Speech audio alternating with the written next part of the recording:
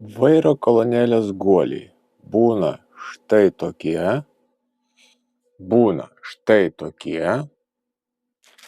ir būna štai tokie.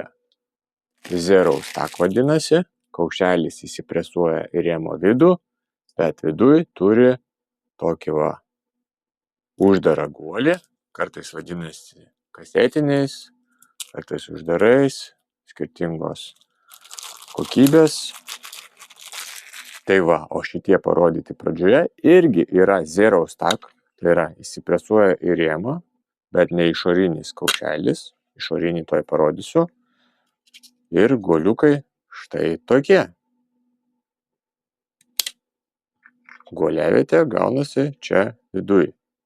Ir šakė atrodo štai taip.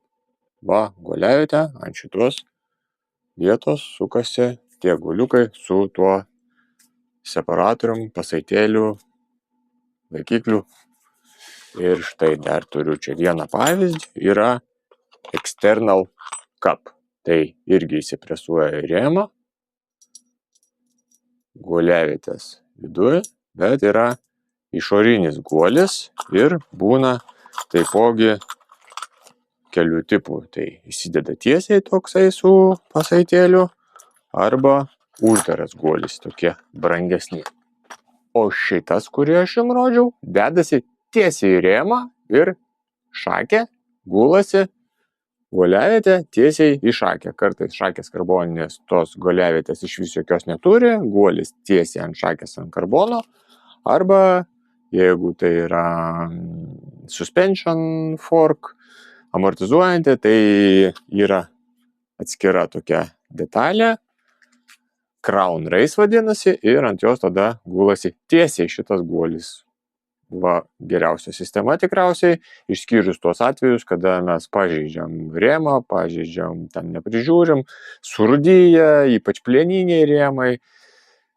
Plieniniai rėmai labai būna retai su tokiais guoliais, bet yra. O kodėl aš jums visą tai rodau? Giantas Rome pirmas, tai čia Rome Giantas iš viso savo modelius daro taip pagal levelius. 4, 3, 2, 1, 0. Tai ten 4 pats pigiausias, pačios pigiausios komplektacijos, netgi rėmas gali skirtis, ten tiesiog geometrija panašiai. Ir pavyzdžiui, čia hybridas Rome 1, tai čia yra praktiškai aukščiausios, aukštesnio lygio, ten tik tais šakė truputėlį mandresnė su reguliavimais ir dar kažkas gal pavarų sistema, bet rėmas tas pats.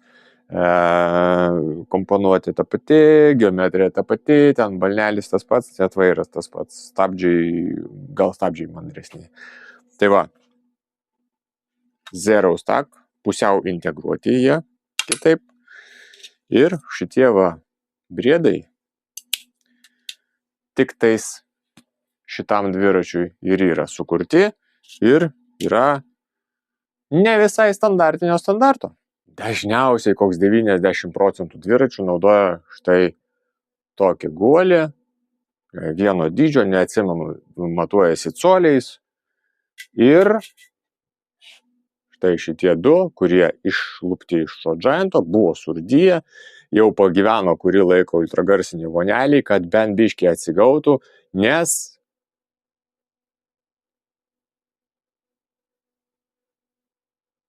didesnis.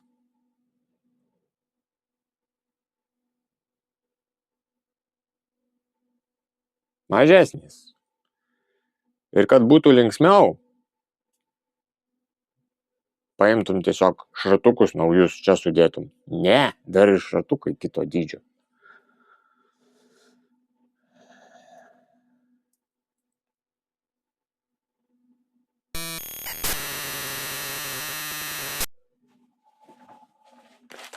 Alternatyvų nėra, užsakyti įmanoma tik iš Gianto.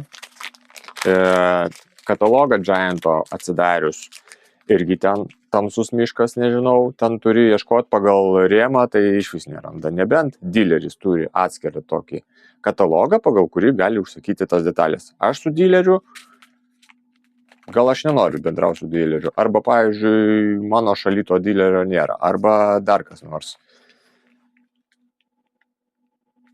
Kam taip daryti? Zero Stack patys geriausi standartai yra 44, tai yra žymėjimas šis standartas, SHIS, ZS 44 ir apatinis ZS 56. Tai čia taper sistemoms, kur yra šakė su konusiniu štoku, o jeigu su ne konusiniu, tai viršus 44 ir apačia irgi 44. Gamintojų va tiek. Kokios tik nori kokybės, kokių tik nori guolių, rudyjančių, nerudyjančių, su uždarų, ten, su apsaugom nuo vandens. Va, pagal jūsų piniginę bet kokį guolį gali išsirinkti, pasikeiti ir nekvaršini savo galvos. Čiagi ne. Tikriausiai atsimenat vieną mano iš video apie Decathlon dviratį. Va, panaši sistema, kur reikėjo iš Decathlon užsakinėti tos guolius ir tie guoliai nieko negeresni už senuosius ir upgrade'o nepasidarysi. Ir šiuo atveju upgrade'o irgi nepasidarysi. Ir netgi toks dalykas kaip AliExpress'as neturi tokių guolių. Gerai, kad tai yra tik tais vairo kolonėlė ir čia nėra kažkokių didelių greičių apsisukimų, ne ratas, ne pedalai, ne švaistikliai, ne perjungia ratukai, o tiesiog va, pirmyn atgal. Šiuo atveju visą šitą vairo kolonėlę išvaliau, guoliukai pabuvo ultragarsiniai voneliai ir sutepsiu kalciniu tepalu, kuris bus labai lipnus ir taip lengvai nebeišsiplaus, tiesiog dar bus čia. Dar tarnaus ilgai, svarbiausia to tepalo neišplauti. O kodėl tai išsiplauna iš čia? Šakė. Apatinė dalis. Crown Race. Zero Stack. Guoliukas. Va taip va įsideda. Ir būtent čia taip va ir buvo. Kas yra visiškas briedas, nonsensas. Dar kitaip galima pavadinti. Va taip va. Susimontuoja. Čia būna įpresuota rėma šita dalis. Ir atspėkit, ar iš apačios nepatenka vanduo. Jokios nei tarpinės, nieko nebuvo. Paprastai būna, bet ant šito dviračio nebuvo. Susiradau nuo Presfit guolių tokį žiedelį, kuris yra distancinis pagal matmenis. Gražiai atsiguls į štai čia. Jį įpresuosiu bus praktiškai iki guoliuko. Ir štai čia jisai irgi taip veiks kaip šiokia tokia apsauga, labirintinė nuo vandens ir taip greitai čia nepasiplaus. Nebūtinai plaunant dviratį, važiuojant per lietų, nuo rato viskas skrenda, frontinis vėjas pučia su lietum, irgi viską vidun gražiai paplauna. Prikimšim tepalo, įdėsim tarpinėlę ir važiuosim toliau. Variantų nėra.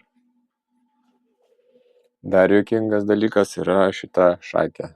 Santūros NCX modelis ir va šitie va tvirtinimo taškai.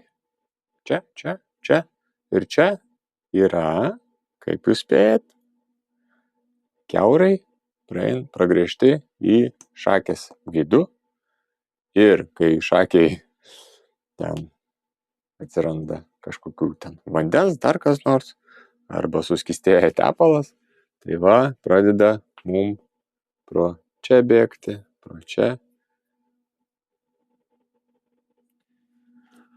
Tai o kai šakė susispaudžia, viduj padidėja slėgis, natūralu, tai pro šitas vietas pradeda tepaluotis ir neretai stabdis pritvirtintas iš čia ir tepaliukas papuola ant apkabos. Very funny.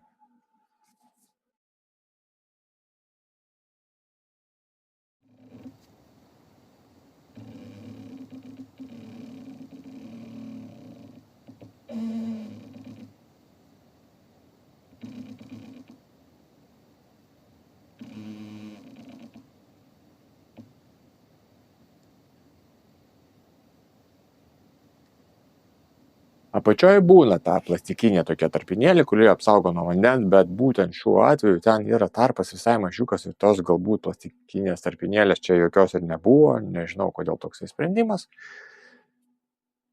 Ir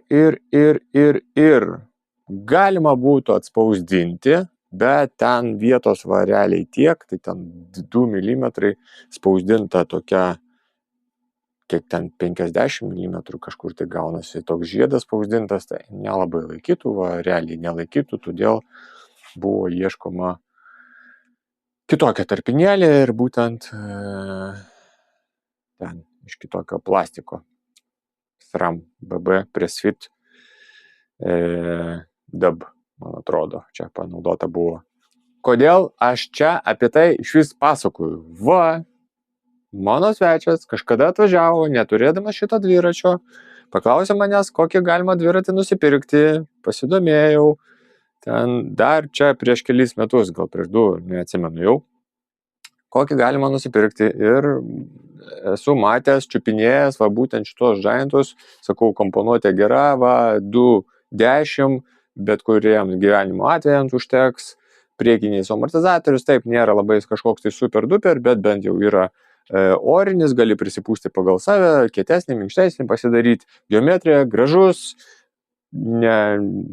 neprasti komponentai, hidrauliniai stabdžiai, viskas, ko reikia, defus balnakotis, kuris pagal Giantą yra skirtas labiau amortizacijai, sugerti kažkokius tai neligumus, dėl to, kad D formos balnakotis jisai labiau linkęs linkti į galą.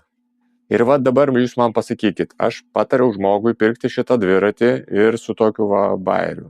Ir kaip man jam į akis žiūrėti?